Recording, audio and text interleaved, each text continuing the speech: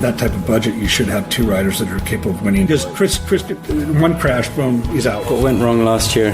I crashed. I fell off my bike. Halfway through the massage, there's a knock on the door, and it's Ryder standing there with a cup for me. Made you a juice, Dave. What's quite worrying is we're still in Derbyshire, and it feels like we've been cycling for a week. Morale good though? No, not really. With exclusive interviews and the best analysis on 2 wheels, this is the Telegraph Cycling Podcast.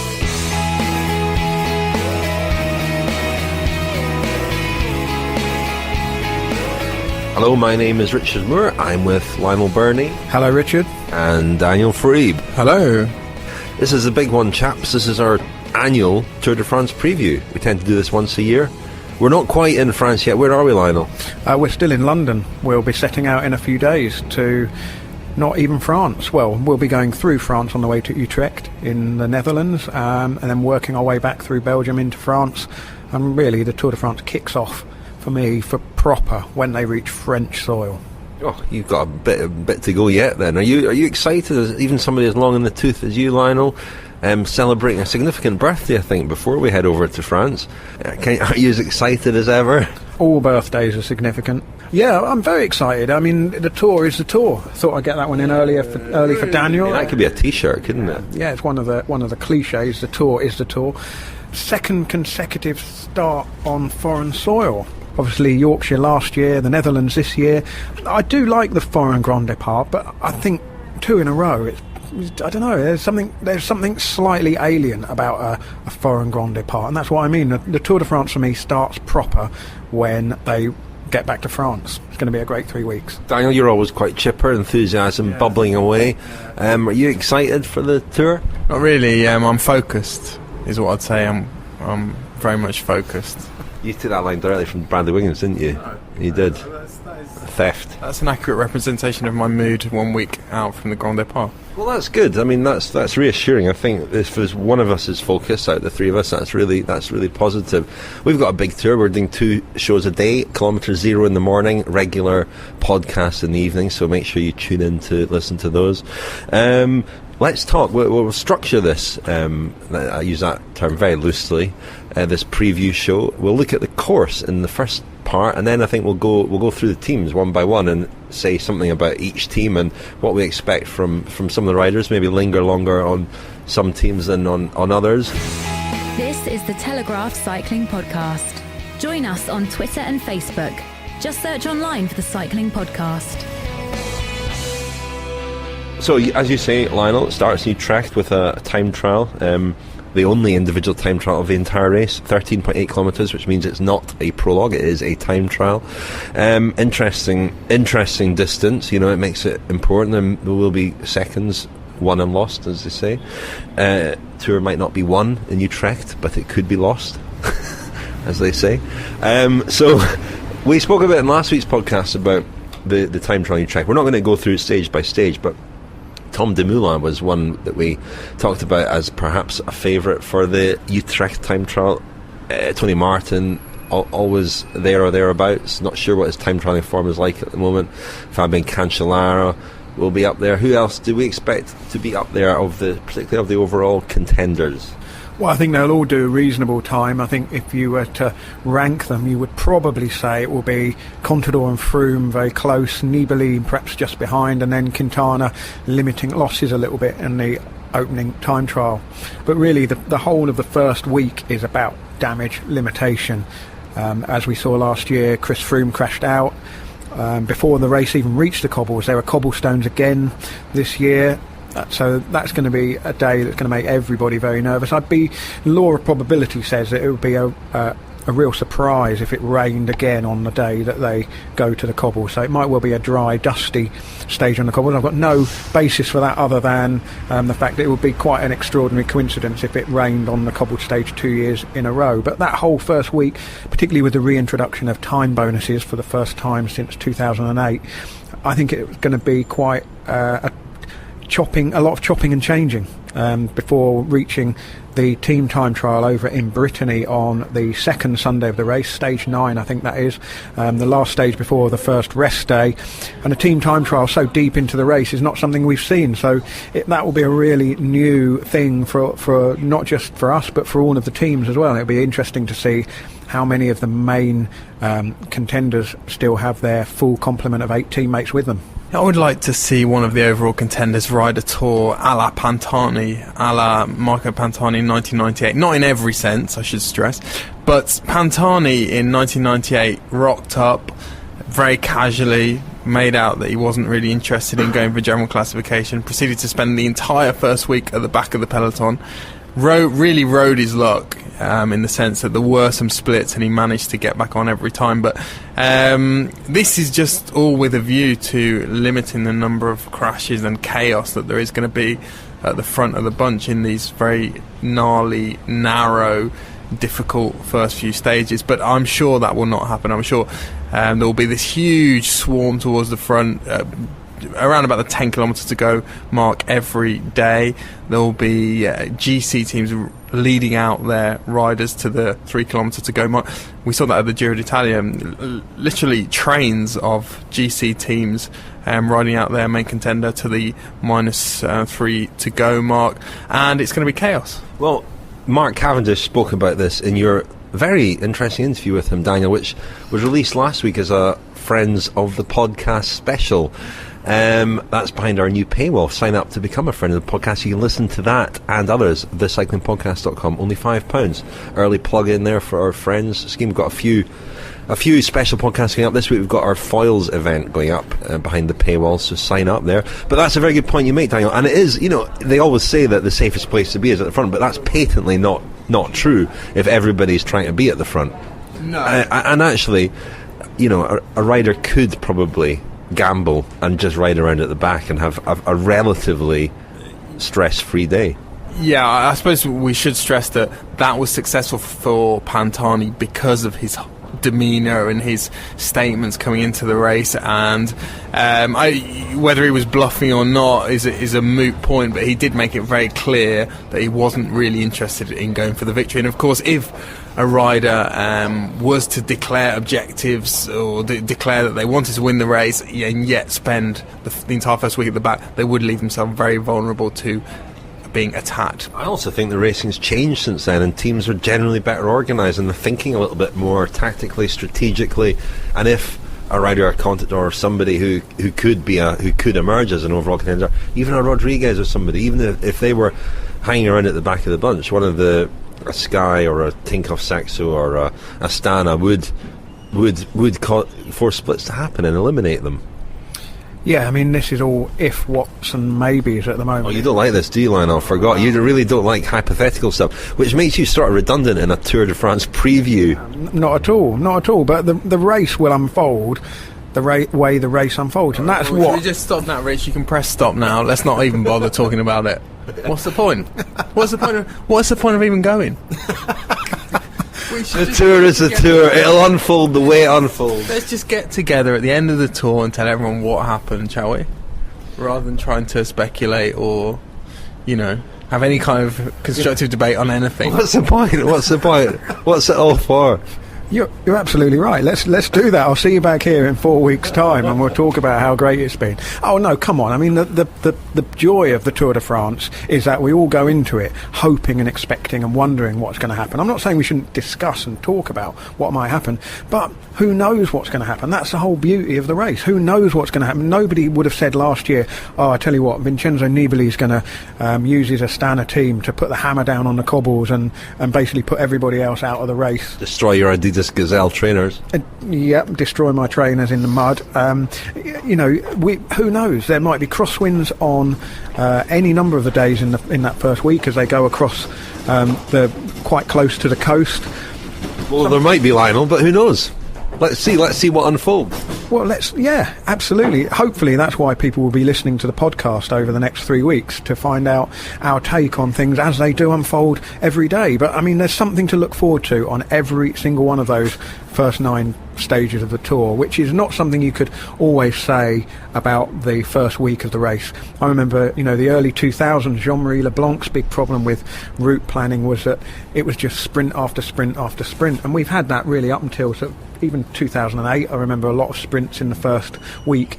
We won't have a Tour like that. The sprinters are going to have to earn their corn. They're not going to get wins handed to them on a plate, and that makes that particular battle even more interesting because of the sparsity of opportunity that they have. There's the Mur de Huy, the Mur de Bretagne, there's the team time trial, as I was mentioned, the cobbles. The first week is so unpredictable that I think it is slightly foolish to try and guess now what is going to happen. But those stages, I mean, they are reminiscent of stage 2012 when we saw Peter Sagan win 3 stages. There are stages that suit the likes of him, the likes of John Degenkolb over the pure sprinters. I was going to say Philippe Gilbert, but I don't think he's riding the Tour. Michael Matthews, absolutely. And that's going to be interesting. I mean, before the team time trial, 3 of those road stages are classified as hilly, and at least two of them have summit finishes, albeit small climbs. But that's going to be those stages are fascinating, aren't they? Well, they are, and even the Mur de Huy, which I criticised a bit for being a rather samey, predictable finish of the Flèche Wallonne Classic in April. Even that, we've not seen that raced in the context of a Grand Tour. That is going to be a really interesting day. Who's where as they come to the approach of that climb? It's long enough for somebody to gain some seconds there. And I think the other thing with the time bonus is if somebody like Peter Sagan does win 2 or 3 stages, he can get himself edge closer to the yellow jersey, assuming that he's not been up there right in the top half dozen places in the opening time trial. So there's plenty of scope for a very changeable race in the first week. So here's one. We spoke about the danger for the general classification riders and the likelihood of crashes, etc. You're a director sportif of Quintana, Contador, Nibali, Froome, or even one of the 5th, 6th, 7th, or 8th place likely finishers. What are your instructions for the first week? You've sprung this on us. I'm not prepared. I'm not prepared to be. I'm a director sportif for the Tour. I thought I was doing a podcast. I think that's being a director sportif is probably a lot easier than doing 2 podcasts a day. I think if the rumours are true. We need Shearer here because he has experience, of course, of being a director sportif, doesn't he? Famously at the Sky training camp earlier this year. Yeah, not that famously, to be fair, but yeah, he does. Well, he will be joining us regularly. What would your instructions be? Well, what would your instructions be to them in the first week of the race? I think stay up the front, out of trouble. Is there an opt-out? Is there a safe way, or do you literally just have to cross everything? Well, I'm thinking in 2012, what Team Sky did with Wiggins was really to assign him Christian Knees as a bodyguard, one rider, rather than a train, a whole team surrounding him, one rider looking after him.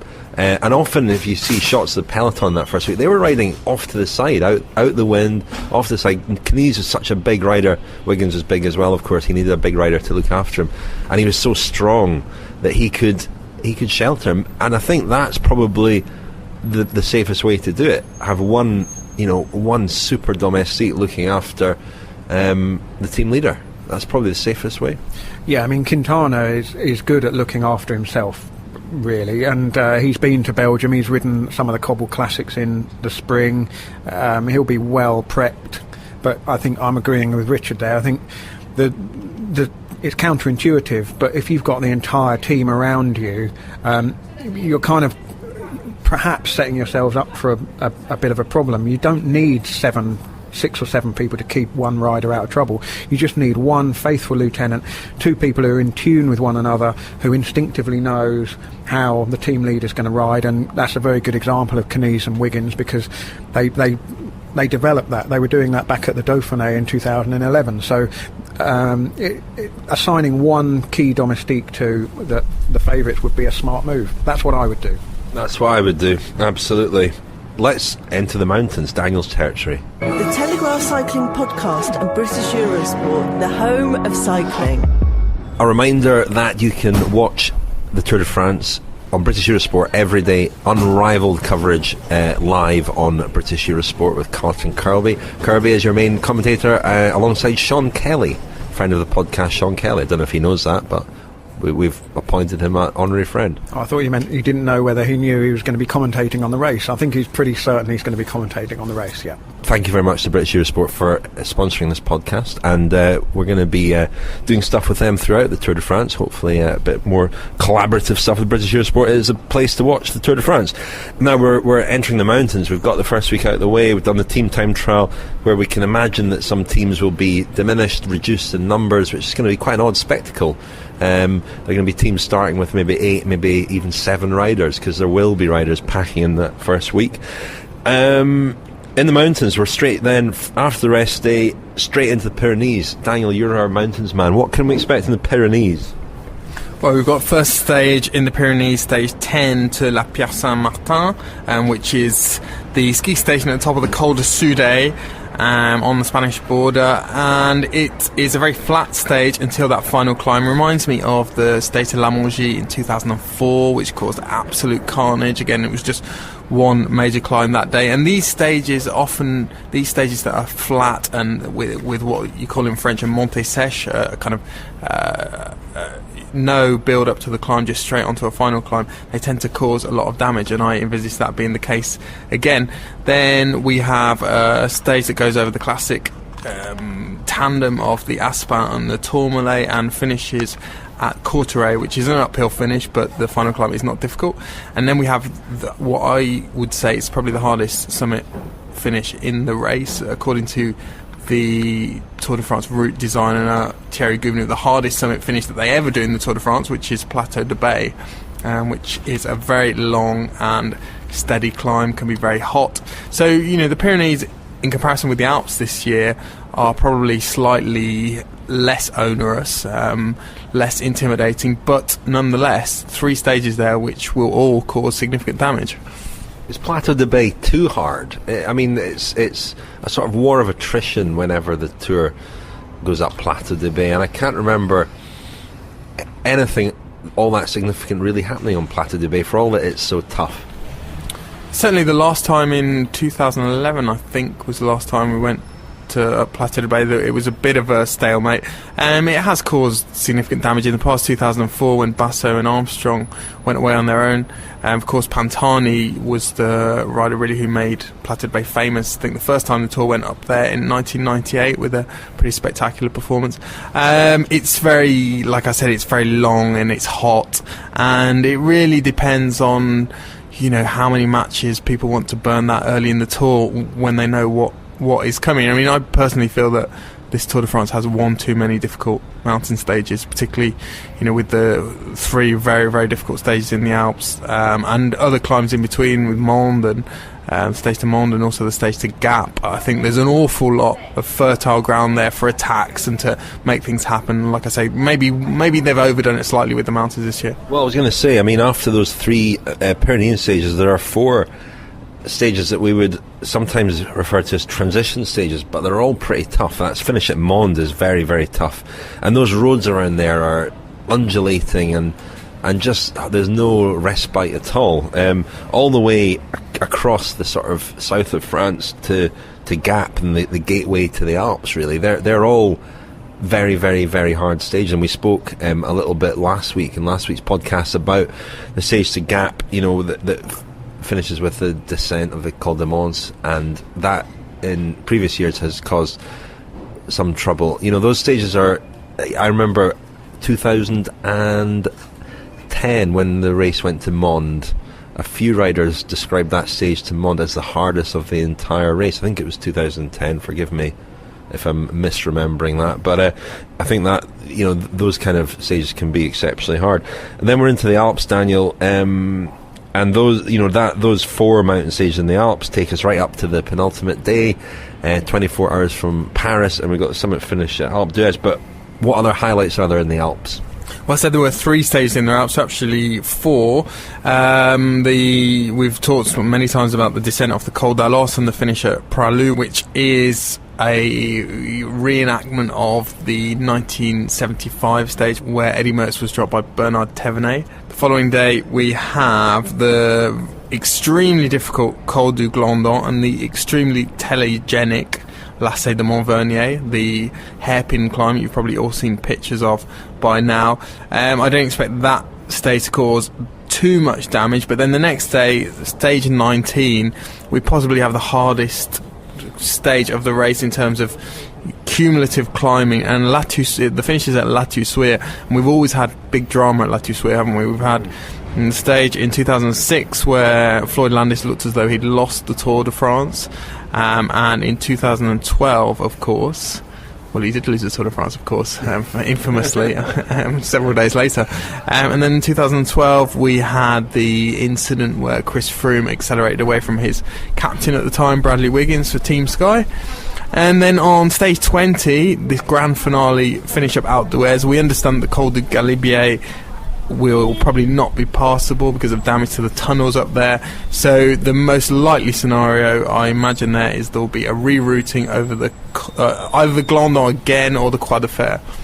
There's an alternative story to that 2012 La Toussuire summit finish, which you can hear in our Foils podcast. Our Foils event is a Friends special podcast, and that will be released this week. A version of that stage version that nobody will have heard before, apart from obviously the audience who were there on the night at our event in London. Lionel, what are you expecting from the Alps? A lot of very tired riders. You mentioned, Richard, the slog over from the Pyrenees to the Alps, and it's always hard, the Tour de France, when they ride. I know that sounds ridiculous, but sometimes they'll finish at they'll exit the Alps, and then there'll be quite a decent transfer, and then they'll resume the race a little bit closer to the Pyrenees. But those stages, as you say, Rich, across the bottom, hilly, sticky roads, tough road surfaces, so it's grippy and twisty, turny often. And if there's two sort of scenarios really, they could either have relatively straightforward days and let breakaways go with riders who by then will be close to an hour down, perhaps even more than an hour down overall, or if somebody chooses to put the cat among the pigeons, just getting the cliche watch up a bit there with the cat among the pigeons, there could be a day where there's an ambush of some kind, and they're the ones that I really sort of, there's always a buzz, isn't there, when we've been in the car travelling from the start to the finish, and news reaches you that something's happening out on the road. And I'm hoping that there'll be at least one day between the Pyrenees and the Alps where there's a bit of overall excitement, a bit of a war between the favourites. And with the prospects, the possibility of there being several riders in contention when we get to the Alps, possibly, let's imagine a scenario where all four of the Fab Four, the Big Four, the Quattro Galacticos are in contention. And with so many tired riders by that point in the race, is there a possibility of there being a very serious ambush and there being some debate about who's going to work on the front, who's going to pull a brake back, and a brake getting a lot of time and it being very, very dangerous? I mean, that's one of the reasons why Oscar Pereira was able to gain so much time in 2006. There were so many teams still in contention at that point, as well as Floyd Landis' Phonak, that there were discussions, and Phonak felt that other teams should have worked. They didn't want to work, and with the result, there was a bit of a Mexican standoff, wasn't it? Wrong tour, Mexican, Michael Rasmussen, of course. Anyway. Just before we wrap up the route and all of that, Rich, you mentioned a significant birthday for me. It's also the 40th anniversary of the polka dot jersey, which was introduced to the race for the King of the Mountains in 1975. And 1975 was also the first year the race finished on the Champs-Élysées. So there's a couple of significant birthdays for the Tour as well. Listening to the Telegraph Cycling Podcast with Richard Moore, Lionel Birnie and Daniel Friebe. Okay, fellas, we've done the route, done it, nailed it. The teams, the riders, the runners and riders. Let's go through the teams one by one, shall we? Daniel, can you kick us off with AG Desert, AG2R? So they've announced 7 starters. They've got Bardet, Perrault, Van Summeren, Cherel, Gastal, Grech and Villermoz. On paper it looks a strong team for the mountains, perhaps not so good in the team time trial, although Patrick Grech should be fairly valuable there. Again, an aggressive team, probably like we saw last year. They were extremely good in the Alps and Pyrenees last year, with Perrault finished on the podium, of course, and Bardet. Bardet seems to have grown in stature this year. He could threaten for the white jersey, he could threaten for a top 5 finish overall, and he's certainly a contender for a stage win, I think. Astana, Lionel. Well, they've been so good all year, haven't they? We saw how strong they were in the in the Giro d'Italia, not the Tour de France. We haven't had the Tour de France yet. That's the whole point of this podcast. There's no point speculating about what might happen in the Tour de France, of course. Whatever will be, will be. Que sera, sera. Yeah, and Astana will certainly be riding the Tour de France this year. They've got Vincenzo Nibali, one of the big four, as we are now obliged to call them, and the team that will be supporting him is strong throughout, and they've got strength for every occasion. Lars Bohm, of course, won the stage on the cobbles last year. He will be up there again this year. Really valuable to have a rider who can win that stage, as well as, by basically defending his team leader by going out on the attack and making the race hard. And then there's Jakob Fuglsang for the mountains, always a very trusty lieutenant. And possibly out of contract at the end of the year, Fuglsang, with a bit of speculation about where he might go. Team Sky, a possibility. I think they tried to sign him a couple of years ago when he joined Astana, but he's a valuable rider coming on the market. And it'll be very interesting to compare and contrast the Astana that shows up at the Tour de France with the one that dominated the Giro d'Italia. A lot was made of that collective performance, but it's a very different group of riders who've almost been kept separate all year. So we've got the likes of Scarponi, Fuglsang, we've got Louis Westra there, Boom, as you say. So a very different looking Astana team, but an equally, if not even stronger one, I would think. BMC Racing Team, TJ Van Garderen, the undisputed leader, and it's a team that seems to be very focused on supporting Van Garderen's podium ambitions, I suppose. I think, last year was a year he should have been stepping up onto the podium. Perhaps that was an opportunity, but he does look like a better, stronger rider this year. Maybe it's been on the motor pacing that he's been doing with Lance Armstrong. I don't know if he's still motor pacing with Lance Armstrong, but the controversial Lance Armstrong, that is. But he does look a much stronger rider. He's got himself together. He's always been a very level-headed guy. He'll be supported by Rowan Dennis, who the young Australian former world hour record holder, and he's an interesting guy. I met him in London a few weeks ago. He was doing an event over here, and he very much wants to pursue that path of going from a pursuit specialist on the track into a Grand Tour rider. He looks at Bradley Wiggins, even Geraint Thomas, and he wants to do the same thing over the next few years. He won the Tour Down Under, but in a 3-week Grand Tour still to prove himself, so it'll be interesting to see how he gets on, Daniel. And it could start to get quite crowded in there at BMC in terms of general classification riders, couldn't it? Because we've heard about the interest they have for signing Richie Porte as well. I think it might be beyond interest. I think that Sky are going to release Richie Porte. I don't think they're going to offer him a contract, I believe, and he does seem to be BMC bound for a cool $2 million. I think that's euros. Cannondale Garmin, Daniel. Well, I think this is a fantastic route for Daniel Martin. That's the first thing I would say. The Mur de Huy, he's one of the few riders in the peloton who really knows how to time his effort up that climb, so there's a potential stage win there. I think the Mur de Bretagne could possibly be an opportunity for him, and I think he will really like the look of the Pyrenean stage as well, particularly the one to Courtrai, which has certain similarities with the stage that he won, going over the Orquet d'Anchizan a couple of years ago. So I think it could be a really good tour for him. Their general classification leader is going to be Andrew Talansky, but it wouldn't surprise me at all if Dan Martin was also to notch a fairly high overall finish and perhaps eclipse Talansky slightly. Ethics Quick Step, Lionel. All about Mark Cavendish and then Mikko Kwiatkowski when the race gets into the hills. Kwiatkowski. Yeah, thank you. Yeah, our native Polish speaker Richard Moore there correcting my pronunciation.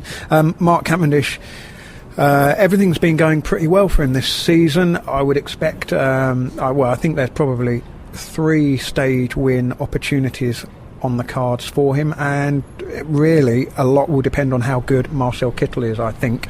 But I would expect Mark Cavendish to bag a couple of stages. Daniel, I don't know what you think. Well, he's under a lot of pressure because his contract, his future is still very much up in the air. He hasn't sign a renewal with Etihad Quickstep. He's talking to other teams as he goes into the Tour de France. That has been slightly unsettling, I think, in his build-up. His form's very good. I think they've ironed out some problems with the lead-out train. It's a stronger lead-out train this year than it was at this time last year. Pataki they took to the Tour last year. That didn't really work. As you say, Lionel, I think a lot depends on Kittel. Cavendish would probably bridle at that suggestion that Kittel has any bearing on what he's going to do, but I think that is the bottom line. Well, don't tell him I said that then. FDJ, Francis Dejeux, all about Thibaut Pinot, I would think, who, as we saw in the Tour de Suisse, has definitely stepped up. Tour Romandie as well, rode well. He's looking extremely good going into a tour that should suit him without a long individual time trial. He's ably supported by Steve Morabito and Arthur Vichot as well. They have some strong riders for those opening stages. Pinot's one of those sort of second string GC guys alongside TJ Van Garderen and Romain Bardet, the guys who should be challenging for sort of 4th to 7th on general classification. That should remove a little bit of pressure from him, although being French and riding the Tour de France will probably nullify that lack of pressure, if you know what I mean. I remember last year Gilles Simon, the cycling editor at L'Equipe, said that he thought it would be a disaster for Pinot to finish on the podium and go into this year's tour with the pressure of improving upon that this year. I think that the focus being so overwhelmingly on the big four, it does remove a little bit of pressure from him and should help him. But he does look a very accomplished rider this year. Anything to add, Daniel? Well, I think it's too early for him to think about winning the Tour de France, and in actual fact it might be more beneficial for him to concentrate on, well, maybe finishing in the top 5, but also just proving that he can live with the company of the likes of Contador and Quintana in the mountains. And I do expect him to be maybe the 3rd or 4th best climber in the race. The team, it could cope fairly well if everything goes to plan, but it could also look quite brittle. Jeremy Roy is a real asset as a sort of road captain. You mentioned Morabito, Rich, but they've had some problems this year. Arthur Vichot has had a very poor season. They're missing Janssen, who was very important for Pinot in the mountains last year. They've done an awful lot of work on their team time trialling, but that is another question mark. Yam Cycling, now, it's a team that I think has got the coolest kit in the peloton, but hasn't really established a strong presence, a strong identity. It seems to be lacking sort of talisman. Lionel? Yeah, I don't want to be unkind, but they're kind of breakaway fodder, aren't they? They're going to have to get up the road and try and make something happen that way. They've got riders to do that with. Sylvain Chavanel, former French champion, will no doubt be very active. Always gives his all, but fading these days in his mid-30s. Martin Elmiger, the Swiss rider, former Swiss champion, good for those lumpy transitional days, getting in breakaways. It'd be interesting to see if Jarlinson Pantano gets a ride, an exciting climber. Again, likely to be the sort of rider that will go in early breaks in the mountains, assuming he gets that far. But really, do they have star quality to win a stage? Possibly not. It could be quite a barren 3 weeks for them. And of course they have Matthias Frank, who on paper has all the attributes that a GC rider should require. He's a good time trialist, good climber, but has an absolutely awful record in Grand Tours.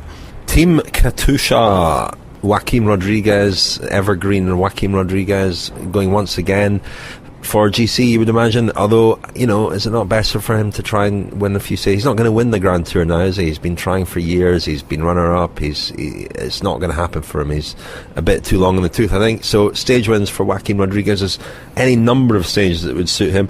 And of course, Alexander Kristoff, their sprinter, who hasn't in recent weeks perhaps had the red-hot form that he had for a period in March, April. He won Tour of Flanders and lots of other races in between, but he's such a diesel that we can expect him, I think, to come through as he did last year and win stages. There aren't many though, are there? I mean, looking at the route, once you would expect him to maybe be coming into form the second week, but there are really no stages perhaps that he can win that week, and it could just be the Champs-Elysees for him. I don't know. Yeah, it's not a good route for him at all this year. I think he will contend certainly in Valence, which is one of the later sprints, certainly in the route, and on the Champs-Elysees, but it opens the possibility, I suppose, of him targeting the green jersey over stage wins. Bora. Borat? Bora. Oh, sorry. Bora Argon, one of the wild card picks, of course, a German team. Sam Bennett, the Irish rider, who is, I would say more of a finisher than a sprinter, but he certainly has been rubbing shoulders with some of the best sprinters in the world and had some success against them this year. I don't expect him to win a stage. I think he's got an outside chance of maybe finishing in the top 3 on a couple of the flatter stages in bunch sprints, but it would be certainly very positive from his point of view if he could improve that he can that he can contend in those sprint stages with a view to coming back in future and bagging a couple. Bretagne Séché Environnement.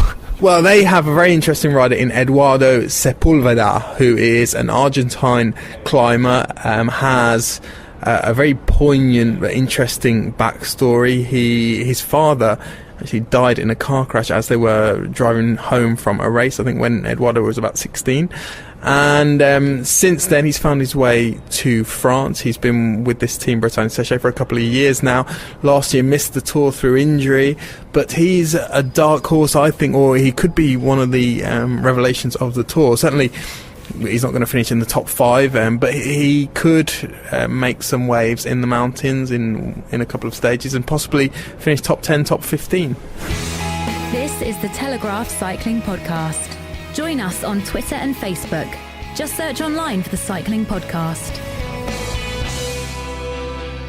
Okay, let's carry on with our rattle through the teams riding this year's Tour de France. Not all of them finalised their lineups as we speak, but we're indulging in a bit of speculation. The next one up is Lotto NL Jumbo. Ah, well, if like me you think of a cycling team in the Tour de France as being like the pieces on a chessboard, you've got the domestiques, they're the pawns, and in Grand Tour overall terms they can only move one space forward. Well, this better be good. They're very limited in their abilities, so to speak. The team leaders, the likes of Nairo Quintana, Chris Froome, they're like the queen. They can go as far up and back, side to side, up and down the board. Lotto Jumbo have got 4 bishops who can basically only move diagonally. They're still very dangerous pieces, but they can only really move diagonally. So Stefan Kruijswijk, Robert Hessink, Lawrence Tendam, Wilco Kelderman, if any of those guys finish 6th or 7th in the Tour de France, you would not say it's a surprise, but they are restricted in how far up the GC. A la Zubeldia. They are they ride a la Zubeldia. Well, we may see more of them. Kruijswijk rode very strongly in the final week of the Giro. And to stretch my analogy beyond breaking point, they've got Sepp van Mark for the cobbled stage, and that he's like the knight. Knight on the cobbles. I was going to say Sepp van Mark, he was very disappointing and disappointed in the cobbled classics this year, and he's a guy who should be up there on the cobbled stage for sure. Lotto Soudal, the Belgian team. Lionel. Well, they had the yellow jersey and a stage win with Tony Galopin last year, and they've got Andre Greipel, who has been usurped really in the sprint stakes by Alexander Kristoff and Marcel Kittel, and of course has never really, he got on terms with Mark Cavendish but never really toppled him, but his star is waning a little bit now. Actually, a stronger team than a lot of people give them credit for. A lot of very good young riders who might be a little bit green for the Tour de France probably won't get selected yet. However, Tim Wellens, I expect him to be in the team. I expect him to do well in the first week. Galopin will be a threat, but again, probably not an ideal route for Tony Galopin. We'll look for him maybe in Monde or Gap. Gap might be a particularly good opportunity for him. And then Greipel has shown flickers of his best form so far this year, but there is a suspicion that he might be a fading force at this point in sprints. Yeah, they have contributed a lot. I remember Paris-Nice in particular, Lotto Soudal were excellent, and they are a stronger team than we maybe sometimes give them credit for. Movistar, obviously all about Quintana there. Presumably Alejandro Valverde has agreed to give up on his own overall ambitions. That's what kiboshed Quintana really in 2013. They played the wrong card on that first day in the Pyrenees, and as the race went on, it appeared that Quintana should have been the guy leading that team. Yeah, and Quintana is certainly a potential Tour winner. So yeah, Movistar with a great pedigree, great tradition in Grand Tours, and a great leader in Quintana. All for Quintana at Movistar. Orica Green Edge. Just on Quintana and Movistar, Rich, you said that it should be clear now that he will be the leader, and rather than Valverde, whether it's willful obfuscation or not, but the team is still saying that Valverde is starting on an even footing with Quintana. I expect that to last about 3 days. Although, having said that, if Valverde were to take, for instance, the yellow jersey on the Mur de Huy, which is not impossible if he does a very good time trial in Utrecht, then it might get a little bit complicated. Or if somebody happens to Quintana, of course, in one of these stages, absolutely. Orica Green Edge. I mean, they've got a lot going for them this year. Be very interesting to see how the Yates twins get on. Simon and Adam will both have free hand as the race goes on, but no pressure or responsibilities. So there's a voyage of kind of limitless uncertainty for them, really. See how far they can fly in the mountains. And for everything else, they've got Michael Matthews, who's banging form, and a lot of the stages do suit him. And assuming that he goes into the middle week of the race, he could even still be there for somewhere like Valence. If that's a stage made for Alexander Kristoff, then it could be a stage made for Michael Matthews. And then, of course, there's Simon Gerrans, who's had not a great season, but still has winning pedigree, particularly on a stage like the Mur de Huy. Might be up there as a former Liège-Bastogne-Liège winner. And of course a team which will be looking very excitedly towards the team time trial, Orica Green Edge. We talked about Movistar a minute ago. I think of the general classification contenders, Quintana maybe has the strongest team in that discipline, although he's not noted as the best time trialist himself. And we're on to Tinkoff Saxo. Daniel? Lionel? Well, hopefully they're going to be a lot stronger than they were at the Giro d'Italia, and Contador's going to have a lot more support in the mountains. He will have Jesus Hernandez, who is his most loyal, longest serving domestique. He'll have him back. He'll have Michael Rogers again, who was probably the only Tinkoff Saxo domestique who emerged with any credit from the Giro d'Italia. So it'll be a very experienced team again, good in the team time trial, and as we've said on many occasions before, Contador can fend for himself, Connie. Trek Factory Racing, Lionel. Yeah, well, there's not a lot to say. Fabian Cancellara, outsider really for the opening time trial, and it's the first time we've really said that. For the overall, Bauke Mollema not really got a lot behind him this season, hasn't been going particularly well, and it's becoming a little bit of an in-joke on the podcast. Heimer Zubeldia will be solid but not spectacular. Will ride around France. It's funny, isn't it? There are some teams that have these senior, quite charismatic riders, Jens Vogt at Trek, David Miller at Garmin, and you sort of start to take them for granted. You think they're there almost just as novelty acts in a way.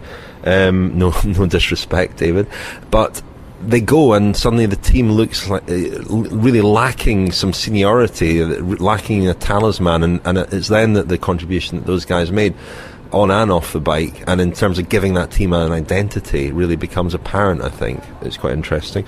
Team Europe car, Daniel. The leader will be Pierre Rolland, who we haven't seen in Grand Tour action since the Tour last year. He's going to win the Tour, is he not? According to Jean-René. According to Jean-René Bernadotte, the team manager, Rolland is going to win it. You heard it second here. Yeah. And will we see Tommy Vogler again? We will. Of course, there's a lot of uncertainty surrounding this team's future. They still don't have a sponsor for next year, so they're riding for their livelihoods.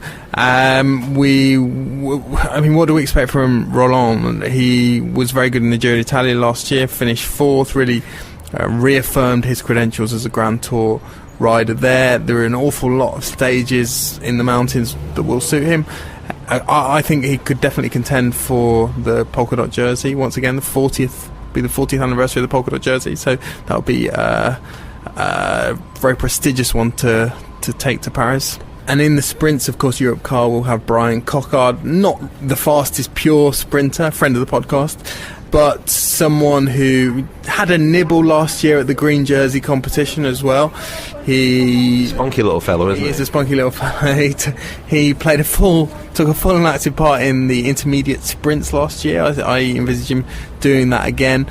probably won't win the green jersey, but I could certainly see him finishing second or third in that competition, and it would be a major coup, major feather in his cap, of course, if he were to take his first Tour de France stage win. MTN Quebecer. Well, we've been a bit remiss in not actually mentioning the young South African Louis Menkes, who I believe is the pronunciation, Louis Menkes. A great talent. I mean, this is a team that has been built to support African cycling in particular, and it's interesting, they signed a lot of established older riders over the winter, faster riders who were supposed to be the guys that would get them the results, and they've pretty much failed to deliver. I mean, Edvald Boasson-Hagen is coming into a bit of form now, having injured himself earlier in the year, returned to fitness just in time. He will ride the Tour, he will lead the team at the Tour, and has an outside chance for a stage win perhaps on one of those undulating stages. But the African riders, who are the guys that have been earmarked for the stage races, have really started to perform, and Louis Menkes was third on the very tough stage at the Dauphiné to Mont Blanc, and is a terrific climber. He's 23 years old and a great prospect. So MTN Quebec have got a wild card at the Tour, and it could be that the African riders, who are the raison d'etre for the team, will be the guys that justify that. Daniel?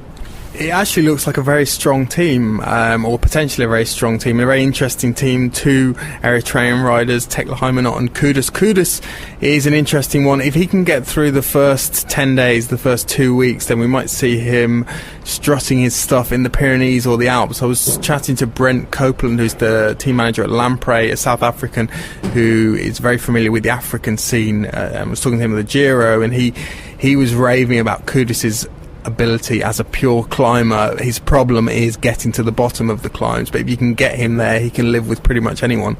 And then Daniel Tekla Hymanot won the King of the Mountains at the Dauphiné and targeted it, went for it, got on every break, got the points.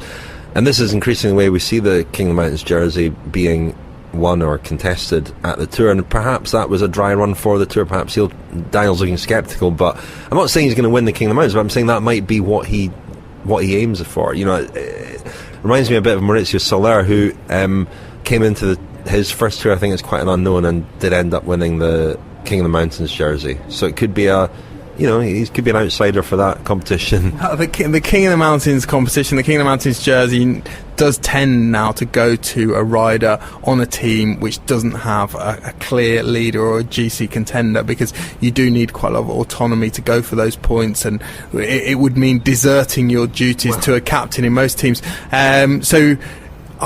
It will be a rider who fits that profile, but unfortunately, Rich, it won't be Tekla Hymanot. Well, I'm very relieved to hear that Jean-René Bernadotte has confirmed that Pierre Rolland is going for overall and not the King of the Mountains, because I think we can all do without seeing him in his head-to-toe polka dots again. So it's a relief if he doesn't go for that, and hopefully other riders don't have similar ideas. Okay, next team up, Giant Alpecin. Well, the big omission is Marcel Kittel, and it is an omission, isn't it? Because I think he felt that, he wanted to ride in spite of all his problems this year.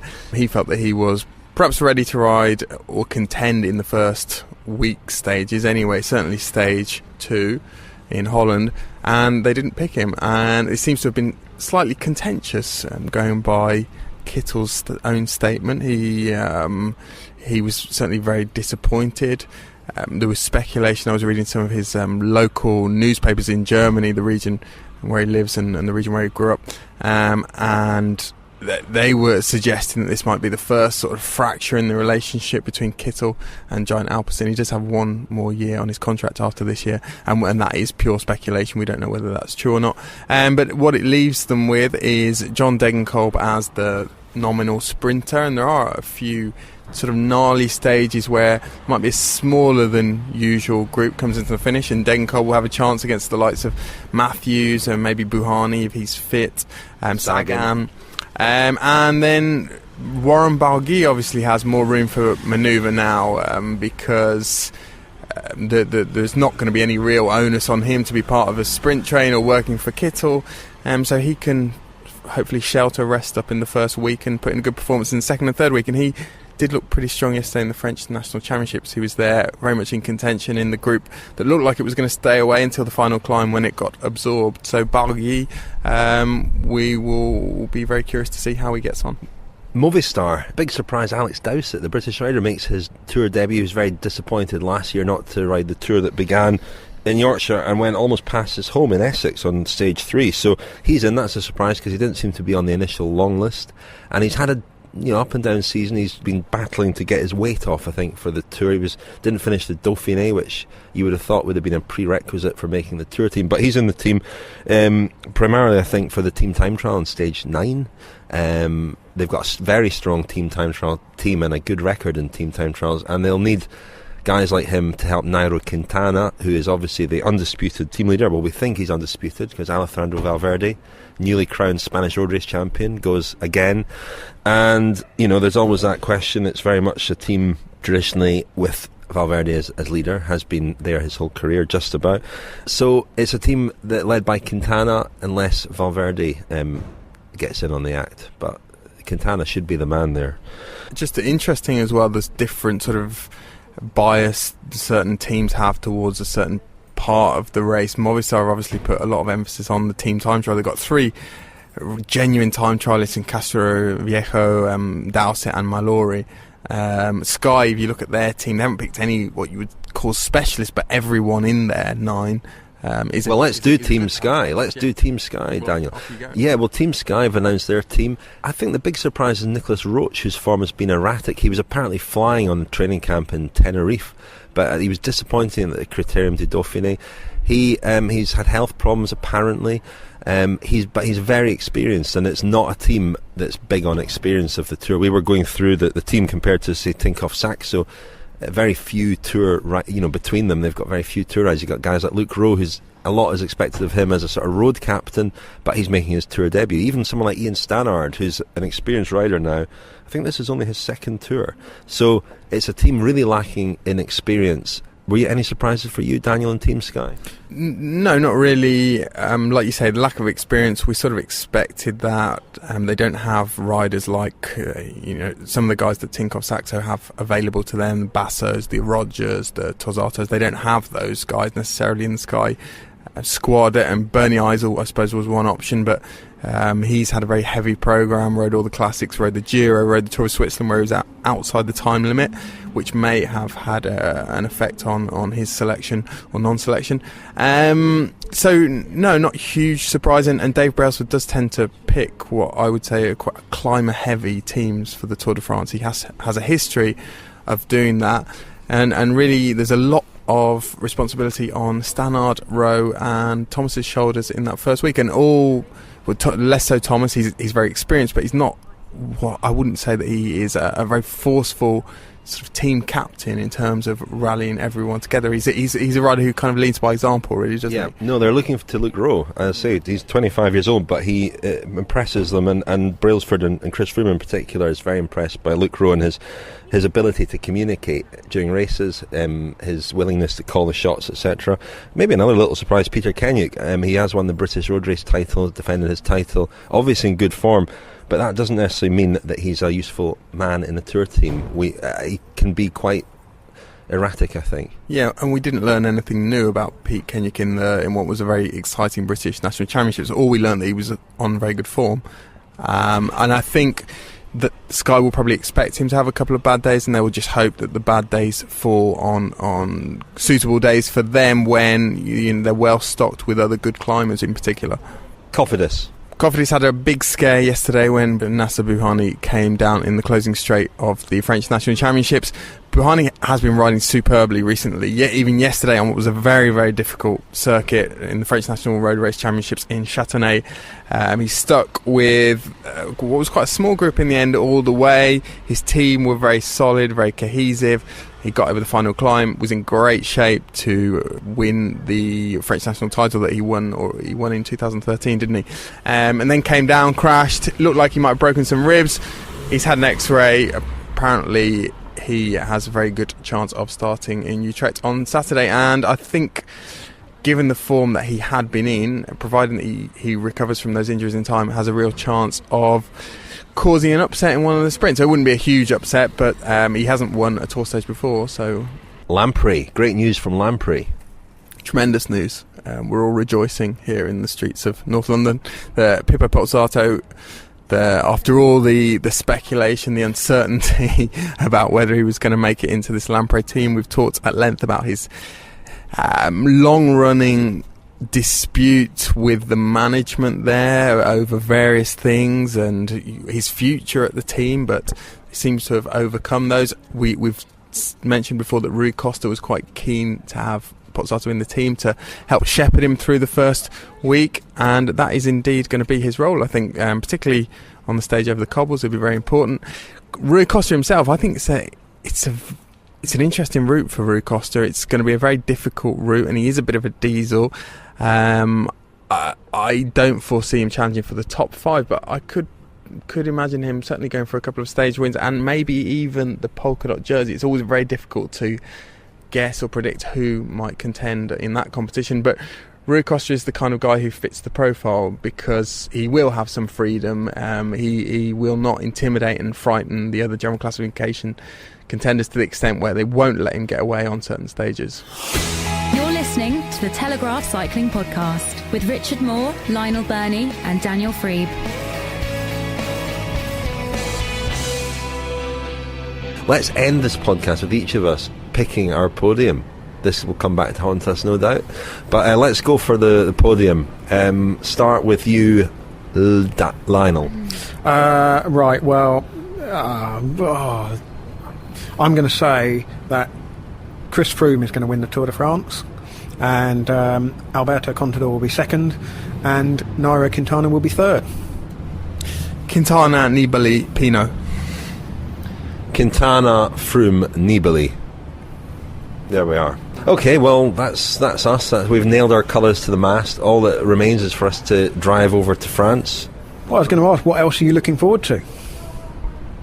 Everything. I love the Tour. It's great. I love, reacquainting myself with all the sights, the sounds, the smells, the noise, the atmosphere of the Tour. It's great, and you get back into that groove very quickly, don't you? As soon as I like the fact there's a time trial on day one. I'm not a big fan of time trials, but a time trial is a nice way to start because it's a bit more relaxed. You've got more time to catch riders as they after they finish, before they've started. It's a good way to ease yourself into the routine of the Tour. I'm looking forward to that. Looking forward to a couple of nights at the in-laws in week 1. That'll be fun.